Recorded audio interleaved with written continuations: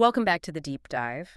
Today we're looking at an actor, someone whose fame is built on this really fascinating contradiction. Right. He got world famous for roles where you literally couldn't see his face, Yeah. often buried under tons of really complex, demanding prosthetics. Yeah, heavy stuff. And yet his voice, Yeah. that voice, it's so unique, instantly recognizable, that gravelly sound. It's become like one of the most famous sounds in media.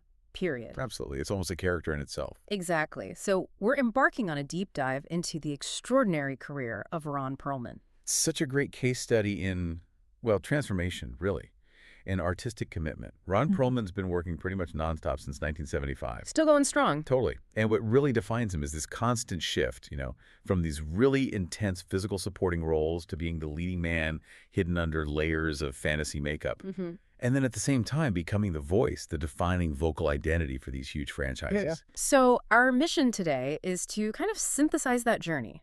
How does a character actor not just, break out of the supporting box, but actually change how we think about leading men, especially in genre films? Yeah. We're talking about the guy who won a Golden Globe for playing Vincent, making this creature totally endearing. Right, Beauty and the Beast. Who became the absolute definitive Hellboy on screen, and who anchors the whole vibe of the Fallout universe with just, 4 words?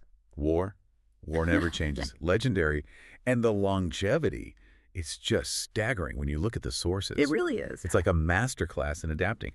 He moves so seamlessly from working with these visionary directors, people like Guillermo del Toro or Jean-Pierre Jeunet, to anchoring massive TV hits like Sons of Anarchy. And then there's this whole other huge career, almost invisible, in animation and video games. It's a portfolio built on, taking risks, wouldn't you say, and really committing to playing the outsider. Absolutely. That's the core thread, I think. Okay, so let's unpack all of this. And I think the best place to start is right at the beginning. Let's look at the foundations, what shaped his view of himself, and how that might have guided his choices as an actor. Right, so Perlman's identity, it's deeply rooted in New York City. He was born Ronald N. Perlman, April 13, 1950. Washington Heights, Manhattan, specifically. Okay. Comes from a Jewish background, and his parents. They had this interesting mix of jobs, kind of typical for New York back then, blending the artistic with the practical. Tell me more about that. That family background sounds like it could give us some clues. Well, his mother, Dorothy, her maiden name was Rosen. She worked for the city, a municipal employee, so kind of that stable civic base. Right. But his father, Bertram, or Bert as he was known, he was both a jazz drummer and a television repairman. Oh, wow. That's quite a combination. Isn't it? That sort of working class duality. Yeah.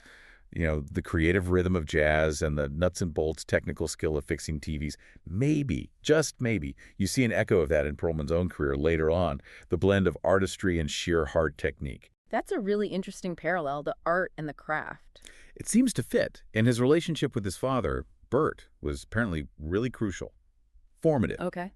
But maybe the most important biographical detail, the one that really unlocks things, comes from Perlman himself. He talked about it back in 1988, right when he was hitting that first big wave of fame. What did he say? He spoke very openly about his childhood struggles. He said he was, and this is his quote, terribly overweight as a young kid, and that this led directly to having a really low self-image. Wow. Okay, so that's the core right there, isn't it? The emotional engine for his whole artistic path. Exactly. And he didn't just mention it offhand. He drew a very clear line from feeling like an outsider as a kid to the kinds of roles he was drawn to later. Right. This childhood experience, he specifically said, is what attracts him to portraying, quote, these sorts of deformed people who are very endearing. Deformed but endearing. That phrase says so much. It really does. And that's the essential insight, I think, that we need to kind of keep in mind as we go through his career. His big break, his initial fame, it wasn't playing the conventionally handsome hero. No, definitely not. It was these deeply misunderstood, physically challenging characters, roles that let him embody that pain of being an outsider, but then also show their inner worth, their morality. It feels like a kind of deep personal validation through his art, turning what he felt was a disadvantage into a strength. Yeah, it puts roles like Vincent in Beauty and the Beast, and definitely Hellboy later on, into such sharp focus. These characters are defined by being physically different, imposing even. Absolutely. But their stories are all about heroism, love, finding acceptance. They look tough, maybe monstrous, but they're fundamentally vulnerable inside. Perfectly put. In that drive to perform, it got a major boost from his dad. Perlman said he had a very close relationship with Burt. The jazz drummer TV repairman. That's the one. His father became his biggest champion, apparently. It was Burt, who saw him in a college production of Guys and Dolls and told him basically, you have to do this. You have to pursue acting. That's amazing. That parental belief can make all the difference. It really can. That external push, maybe that gave him the courage to really go for it professionally. And his path wasn't, like, accidental. He didn't just stumble into Hollywood. This was serious, dedicated training we're talking about. Oh, absolutely. He graduated from George Washington High School in '67, then got his Bachelor of Arts from Lehman College in 1971. Okay, solid undergraduate work. But then he went further. He committed to graduate studies. He didn't just treat acting as, something you just pick up. He went to the University of Minnesota. Right. And graduated with a master's degree in theater arts in 1973. A master's. Okay, that signals a real depth of commitment. It really does. To dedicate yourself to 2 degrees, finishing with a master's in theater. It shows this belief in the craft, the technique, the intellectual side of acting. And that rigorous training probably prepared him perfectly for the kind of technically demanding roles he landed early on. Especially those first film roles, which, as we'll see, required incredible skill and patience, maybe more than just glamour. So Ron Perlman's actual screen career, it kicked off, well, fairly quietly, wouldn't you say? On TV. Yeah, a soap opera start. Ryan's Hope in 1979. Pretty standard way for actors to get their feet wet back then. Right, paying the bills. Exactly. But then, just 2 years later, 1981, his feature film debut, that was anything but standard. Ah, this must be Quest for Fire. That's the one. Jean-Jacques Annaud's film. Perlman played Amilcar, a Neanderthal character, and this role, right out of the gate, it just cemented his willingness to go all in on physical transformation. Totally unrecognizable, I imagine. Completely. It was a nonverbal role, relied entirely on, primal physical acting, and crucially, tons of heavy makeup and prosthetics. Wow. So that master's degree in theater arts got put to the test immediately. Performing entirely through makeup, just using body language and sound. It must have been incredibly demanding. A real trial by fire, you could say. Yeah, literally Quest for Fire. Right. And it's worth pausing here, because it highlights how often actors get close to just giving up. Really? Yeah. Even after a start like that? Apparently so. Annaud, the director, who clearly saw something special in him early on, revealed later that when he contacted Perlman again, this was for The Names of Rose in 1986. Playing Salvatore, the hunchback monk. Another transformation role. Exactly. Annaud said that when he reached out, Perlman was seriously, genuinely considering quitting acting altogether. No way. That's incredible to think about. We almost lost him. What was the issue? Was the industry just not getting it? Not seeing the commitment behind the makeup? It seems likely, doesn't it? He's proving his chops in these intense, sometimes difficult European films, doing incredible physical work. But maybe not getting the mainstream recognition or consistent work. That feels right. But thankfully, he stuck with it.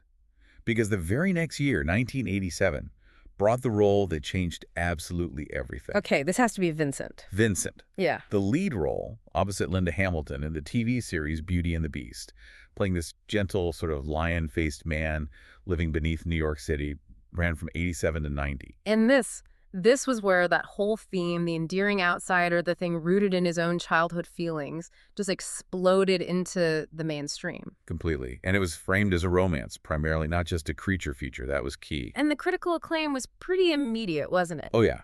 And the prestige factor was huge. In 1989, that role won him a Golden Globe. Best performance by an actor in a television series. A Golden Globe for a role entirely encased in a full head prosthetic. That's monumental. It really is. It didn't just say he's a talented actor. It specifically validated the idea that transformation itself, performing through that barrier, could communicate profound humanity and earn major awards. And that success, that validation, it seemed to open the door to one of the most important creative relationships of his career, right? The partnership with Guillermo del Toro. Absolutely. That's one of the great actor-director collaborations in modern genre cinema. Decades long, built on this incredible mutual artistic trust. Where did it start? It goes all the way back to del Toro's very first feature film, Kronos, in 1992. Wow, right at the beginning for del Toro, too. Exactly. Perlman gives del Toro an actor who's just completely fearless about the physical demands, the makeup, whatever it takes, but who can also deliver that complex, dramatic nuance that del Toro always wants. even from his monsters or his anti-heroes. And you can literally track their careers together through the films. After Kronos, they jumped into big budget comic book territory with Blade Sick in 2002. Perlman played Reinhardt. Yeah, the blood pack guy. Yeah. And then came the big one, the defining character of their partnership. Hellboy. Hellboy, 2004, and the sequel, Hellboy II, The Golden Army, in 2008. These films just solidified Perlman as the live-action Hellboy. It wasn't just another role. No, it felt like the ultimate expression of his whole career theme up to that point. Right. The physically intimidating figure looks like a demon, kind of grumpy all the time. Yeah. But underneath, he's this soulful outsider who just wants a beer and maybe some acceptance. Yeah. All those years working with prosthetics, it culminated in this blockbuster lead. And Del Toro kept bringing him back, even in different contexts. Always. Yeah. Even as their careers evolved, he pops up as Hannibal Chow's sort of rival in the giant monster movie Pacific Rim in 2013. Great cameo. And then back to more restrained, prestige stuff, playing that crime boss character in the beautiful period piece Nightmare Alley in 2021. And most recently, he even voiced a character for Del Toro in the stop-motion Pinocchio in 2022. So the connection isn't tied to just live action or just makeup roles. Not at all. It shows the trust runs deep. Perlman is like a muse for him, someone who can deliver, whether it's a tiny part or a huge lead, bringing that necessary weight to Del Toro's fantastic worlds. That central partnership really anchored him, but it also seemed to free him up to take on other interesting international roles too, like his first actual leading film role. Right. That was in 1995, One in the City of Lost Children, that visually stunning French film by Jean-Pierre Jeunet and Marc Caro, another very distinctive non-Hollywood choice. He really seemed drawn to those European auteurs early on. He did, but he also maintained a really strong presence in major Hollywood supporting roles through the late 90s and early 2000s. Yeah. Often playing that type, the gruff, reliable soldier, maybe the tough antagonist. I'm thinking John Hanner in Alien Resurrection. Exactly, 1997, or Yeah. Kulikov, the Russian sniper in Enemy at the Gates in 2001. He even did a Star Trek film, Star Trek Nemesis in 2002. His presence just guarantees a certain kind of, grounded, weighty physicality. And speaking of reliable weight, Hellboy. That second iconic lead, it wasn't just the two live-action films, was it? He really owned that character. Totally. So much so that he came back to do the voice for the direct-to-video animated movies. Hellboy, Sword of Storms in Hellboy, Blood and Iron. He is just inseparable from that character in the public mind. Yeah, absolutely. And more recently in cinema, he still pops up delivering these really memorable, often complex supporting roles. He shifts between genres so easily. Think about Nino, the really volatile, kind of scary crime boss in Drive back in 2011. Oh, yeah, great performance. Very menacing. Or playing that dismissive, powerful military general Benedict Drask in the big satire Don't Look Up in 2021. Still commanding the screen. But his career isn't just film. We absolutely have to talk about his other huge, defining TV role. The one where he finally shed the prosthetics but kept all the menace. Clay Morrow. Sons of Anarchy. Yeah. Yes. Playing Clay from 2008 to 2013 was such a crucial pivot for him. How so? Because this was a totally different kind of physical acting. He's the national president of this outlaw motorcycle club, a character defined by, rugged, aging authority, simmering violence, the wheat of leadership. And completely visible this time. Exactly. No makeup hiding him. He had to use his own frame, his own face, his natural expressions to convey all that threat and complexity. It was such a sharp contrast to the hidden roles that first made him famous. It really proved his range went way beyond fantasy or creature features. He could nail gritty, contemporary American crime drama just as effectively. Definitely.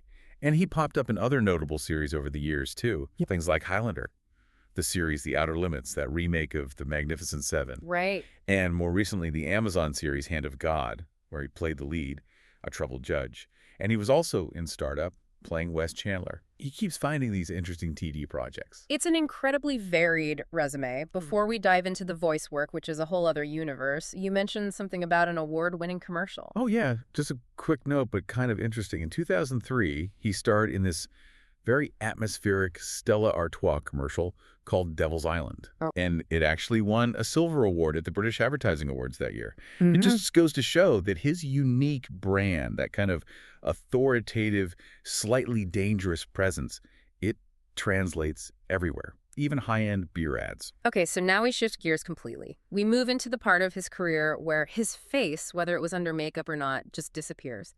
And it's all about the voice. The instrument takes center stage. Yeah.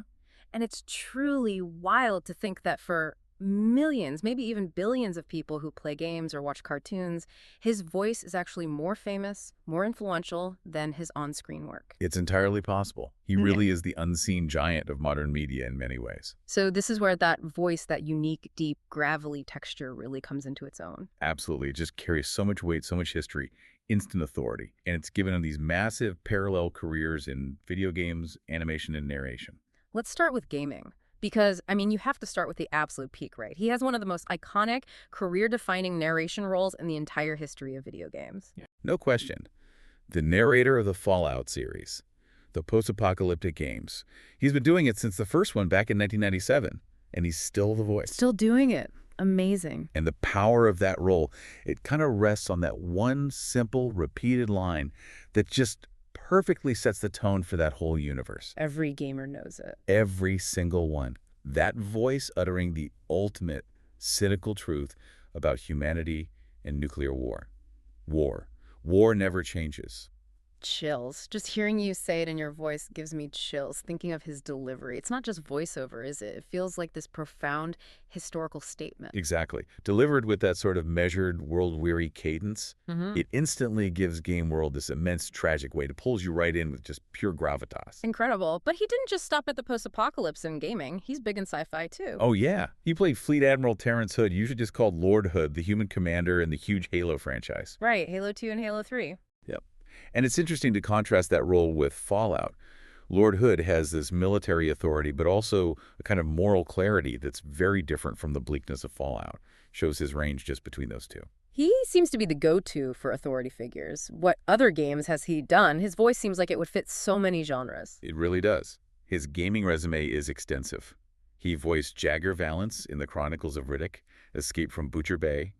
He's even played Batman. Batman? Really? Yep, in Justice League Heroes. A very powerful, gravelly Batman, as you can imagine. He also did a voice in The Western Game Gun, Mayor Hoodoo Brown. Ah, great man. Hasn't it?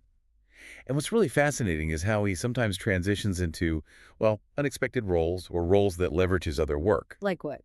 Well, he voiced a character named Rust, who was a lead in the Biker Pack DLC for the game Payday 2. Ah, leaning into the Sons of Anarchy vibe. Exactly. Yeah. And even more directly, his actual likeness, his face, and his voice were used for one of the main playable characters in the Zombies mode for Call of Duty, Black Ops 3rd, back in 2016. Whoa, okay. So he's literally in the game as himself, sort of. Kind of, yeah. Yeah. It shows how he crosses that line between just being a voice actor and becoming a full digital character sometimes. Okay, let's shift to animation then. Because his work in the DC Comics animated universe alone is just foundational. Oh, absolutely. He's voiced this incredible gallery of iconic DC villains and heroes over the years. He's basically animation royalty in that world. Here are some of the big ones. Well, he played the classic shape-shifting villain Clayface. He did that across Batman, the animated series, and then the new Batman Adventures. Right, the tragic version. Yeah, really memorable take. Then he voiced Slade, who is basically Deathstroke in the Teen Titans animated series. A really nuanced, calculating, genuinely intimidating villain. That was a great performance. What was it? But he wasn't only bad guys. He voiced the Kryptonian bad guy Jax-Ur in Superman, the animated series.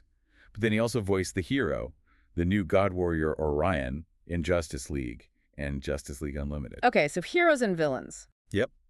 And later on, he voiced Sinestro, Green Lantern's arch nemesis, in Green Lantern, the animated series. It really feels like whenever they needed a voice that projected immense power, whether it was good power or evil power, they called Ron Perlman. Pretty much seems that way. But maybe. Yeah. Maybe his most terrifying, most enduring villain voice role ever is the Lich. Oh, from Adventure Time. The Lich, this creature of just pure cosmic undead horror. It's a masterclass in how to use voice to create genuine menace. He voiced that character for a long time, didn't he? Over a decade, from 2011 right up until 2023 in the spin-offs.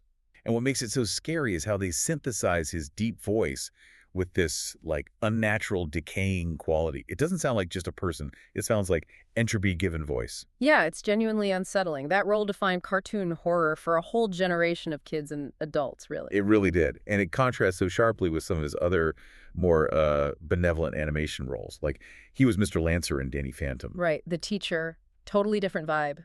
Completely. And he brought that commanding voice to feature animation, too. He was one of the Stabbington brothers, the thugs, in Disney's Tangled. Ah, yes. And he played Xibalba, the kind of flamboyant god of the dark underworld in the Book of Life. That was a great fit, too. And we definitely have to mention his role in the Transformers universe. He voiced Optimus Primal. The Maxima leader. Yep, first in the Transformers, Power of the Primes web series in 2018. And then he brought that same heroic leader voice to the big screen for the 2023 movie Transformers, Rise of the Beasts. So he's voicing these iconic leaders across different franchises. The demand is just constant. It really speaks volumes about how recognized and valued that specific vocal weight and texture is across the industry. Okay, and finally, just pure narration, where there's no character, just his voice guiding you. Right. He was the very distinct narrator for that kind of sensational show, 1,000 Ways to Die. Remember that one? Vaguely, yeah. Gruesome stuff. Yeah, it ran from 2009 to 2012. Yeah. His voice gave it that serious, almost documentary feel, despite the often bizarre content. And you mentioned sports earlier. Yeah, for anyone who follows combat sports, specifically the UFC, his voice is synonymous with big fight nights. He narrates those powerful, cold open promo packages for their major pay-per-view events. Oh, setting the stage. Exactly. When you hear that voice kick in, you know the stakes are high, the drama is serious. It just sets the tone perfectly. He also brought that power to literature, right? Audiobook. Who did? He narrated David Benioff's novel, City of Thieves, a really powerful historical story set during the Siege of Leningrad. His voice is perfect for that kind of gritty, dramatic storytelling. It's just undeniable. Whether you picture him as Vincent or Claymaro or Hellboy, or you don't picture him at all, that voice has become synonymous with epic scale, with authority, and just reliable, compelling storytelling. Okay, so let's transition now to the man himself. Outside of the makeup chair and the recording booth, his personal life, well, it also reflects the journey of a long and pretty full career. Yeah. His first marriage was to Opal Stone. She was an Afro-Jamaican jewelry designer. They got married way back on Valentine's Day, 1981. Wow. Valentine's Day. They were together for a long time then. They were. Built a life, raised 2 kids together. Their daughter, Blake Amanda, born in 84, and their son, Brandon Avery, born in 1990. Okay. And it's kind of a neat little detail. Their son, Brandon, has also gone into the arts. He produces electronic music, uses the stage name Delroy Edwards. Oh, interesting. Keeping the creative spirit going. Seems that way. Perlman and Stone separated in May 2019, and he filed for divorce not long after. Okay. And he remarried. He did. He married Alison Dunbar. She was actually his co-star on that show Startup. Ah. They've been dating for about 3 years, and they got married in Italy in 2022. Seems like a new chapter. And you mentioned earlier he wrote a memoir. Yes, and this feels important, maybe tied to that desire for emotional honesty we see in his roles. He wrote Easy Street, The Hard Way, a memoir. Came out in 2014. It's The Hard Way. Great title. Isn't it? And that book, his willingness to put his own story out there, warts and all, it kind of provides a bridge to his more recent, very outspoken public persona. Yeah, because unlike a lot of actors who try to keep things separate, Perlman has been incredibly vocal about his politics. Extremely vocal. He identifies as a lifelong Democrat. And this wasn't just passive support. He got right into the thick of it, especially during the Trump presidency. Oh, absolutely. He became a really fierce, constant critic of President Trump, used his social media, especially Twitter, very directly. And this led to some specific, pretty high-profile confrontations. Right. I remember there was something with Donald Trump Jr. That's the main one. It got pretty heated. Donald Trump Jr. publicly called Perlman a coward.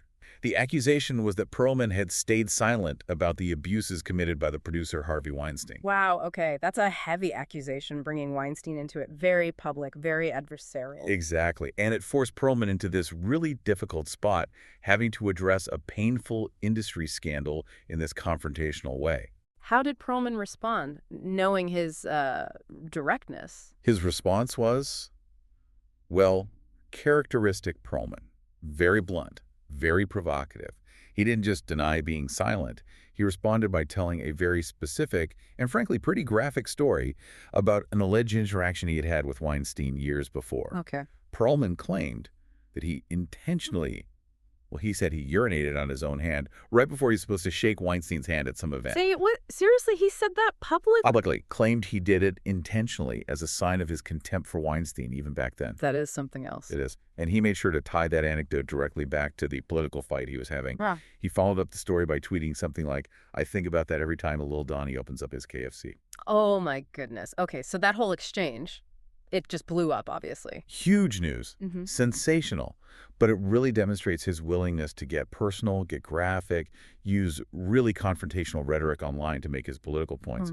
No holds barred. Yeah, it definitely shows an actor who's not afraid to use his platform for political battles, no matter how unconventional the ammunition gets. Or how strange the headlines become. Yeah. It's like that transparency he embraces in public is the total opposite of the layers of makeup he often wore professionally. It's quite the contrast. And his political ambitions, they actually went further than just Twitter fights at one point, didn't they? Briefly, yes. It was right after the 2016 election, November 2016. He posted on Facebook pretty much announcing his intention to run for U.S. president in the 2020 election. For president? Wow. Now, obviously, he didn't end up mounting an actual campaign. But he did use his platform later to endorse Kamala Harris's candidacy back in January 2019, so the political engagement remained high. Beyond the presidential stuff and the online feuds, he's also been a really strong voice for labor, right? Especially within the industry. Yes, and this feels like maybe the most authentic extension of his identity as a working actor. Despite his success, he was a very prominent, very vocal supporter of the big Hollywood strikes in 2023, SAG-AFTRA and the WGA. Sticking up for the unions. Absolutely. And this led him to make some really pointed, really public criticisms of the studio side, the AMPTP. What happened there? There was a report you might remember about an anonymous studio executive suggesting that the studio strategy was basically to delay negotiations until this striking writers and actors started losing their homes, getting desperate. Yeah, that caused a huge backlash. Huge. And Perlman's response to that specific comment was immediate, and it was furious. He recorded this impassioned video. Right. He saw that sentiment not just as cruel, but as this deliberate tactic to break the will of the working people in his industry. His defense of the strikers, their financial stability, it just reinforces that core theme we've seen all along. The champion for the outsider. Exactly. The working person fighting against these powerful, maybe insensitive structures, whether it's a character he's playing or real-life labor dispute. It really does tie it all together, doesn't it? The guy who became a multimillionaire actor still fiercely aligns himself with the rank and file, using that same powerful voice that narrates fallout to demand solidarity for the union. It's quite the synthesis. Tag conclusion and final takeaways. Yeah, looking back over this deep dive, it really reveals this extraordinary, and you have to say, highly deliberate career. It's all built on transformation. We've tracked Ron Perlman from, this young guy in New York grappling with feeling overweight and having low self-esteem to becoming an artist who consciously channeled that inner feeling, that sense of being an outsider, into these truly iconic roles, using prosthetics, using his unique physique to create characters like Vincent and Hellboy, who are just deeply, deeply endearing, beloved, really. And he became a master across so many different mediums. You see him in art house films with directors like Anarchy and Junet early on. He becomes this essential collaborator, almost a muse, for Guillermo del Toro. He conquers prestige TV as Clay Morrow in Sons of Anarchy. And then, running parallel to all of that, he builds this colossal, maybe even more influential career as the unseen giant of voice acting. Yeah, providing the definitive voice for Fallout, for Halo, for countless characters in the DC animated universe and beyond. The range is just, it's kind of mind-boggling when you lay it all out. From winning a Golden Globe as a romantic lead hidden behind a lion mask, to playing a complex, violent biker boss, to voicing the actual embodiment of cosmic horror in The Lich, and then delivering that unforgettable line about war never changing. War never changes. It just sticks with you. So we come back around, I think, to that central idea, that defining feature of his unique celebrity, the powerful duality of his public image. Explain that a bit more. Well, on the one hand, you have the master transformer, the artist who spent decades literally hiding himself, using makeup, using voice modulation to become other beings, channeling his own inner feelings through these protective layers. Okay, yeah. The concealer. Right. But then later in his career, especially recently, you get the complete opposite. this intensely outspoken, politically aggressive, seemingly totally transparent public figure. The guy using social media for these bizarre, high-stakes arguments. Shedding all the layers. Exactly, as revealed so candidly in his own memoir, Easy Street, The Hard Way. He seems to have shed every bit of that protection he once relied on professionally. It's a fascinating contrast. So the final, maybe provocative thought we want to leave you, the listener, with is this. In a career that was so defined by transformation, by concealment, by finding power in hiding, does Ron Perlman's aggressive, late-career political transparency, his willingness to put it all out there, does that represent his ultimate artistic act? The final transformation. Maybe. Is it the moment where the private self, having achieved success, financial security, professional validation, finally decides to step out from behind all the masks, both the literal and the figurative ones, and just confront the world, unfiltered, head-on? That's a really profound question to consider, especially for an artist whose fame was built on showing us that what lies beneath the surface, beneath the makeup, beneath the growl, is always the most important, most valuable thing. Indeed. Well, thank you for joining us for this deep dive into the truly singular career of Ron Perlman. A fascinating journey. We'll catch you next time.